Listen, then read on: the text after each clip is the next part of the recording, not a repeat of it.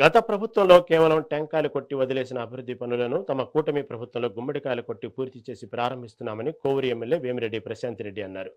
నెల్లూరు జిల్లా కొడవలూరు మండలం నాయుడుపాలెంలో 50 లక్షల రూపాయలతో నిర్మించిన సీసీ రోడ్లను ఆమె ప్రారంభించారు.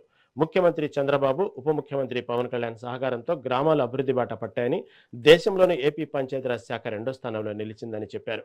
త్వరలోనే రాబోయే స్థానిక సంస్థల ఎన్నికలకు ప్రతి ఒక్కరూ సన్నద్ధం కావాలని ఆమె పిలుపునిచ్చారు.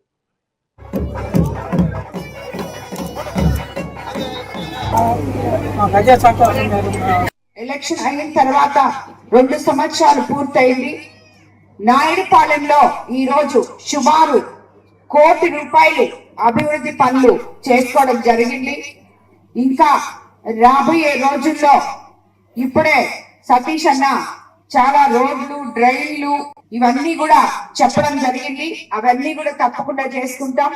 మన ప్రభుత్వం అధికారంలోకి వచ్చిన తర్వాత ముఖ్యమంత్రి చంద్రబాబు నాయుడు గారు అయిన తర్వాత అస్తవ్యస్తంగా ఉన్న గత ప్రభుత్వ ఆర్థిక వ్యవస్థని సరిదిద్దుకుంటూ ఈ రోజు ప్రతి గ్రామం బాగుండాలని, గ్రామంలో అన్నిటికన్నా రోడ్లు చాలా ముఖ్యమని, గత ప్రభుత్వంలో ఎక్కడా కూడా ఒక తట్ట మట్టి కూడా వేయకపోయినా ఈ రోజు మనం ఈ గ్రామాల్లో కోవూరు కాన్స్టిట్యున్సీలో ఉన్న ప్రతి గ్రామంలో కూడా మనము ఈ రోడ్ వేసుకోవడం జరిగింది.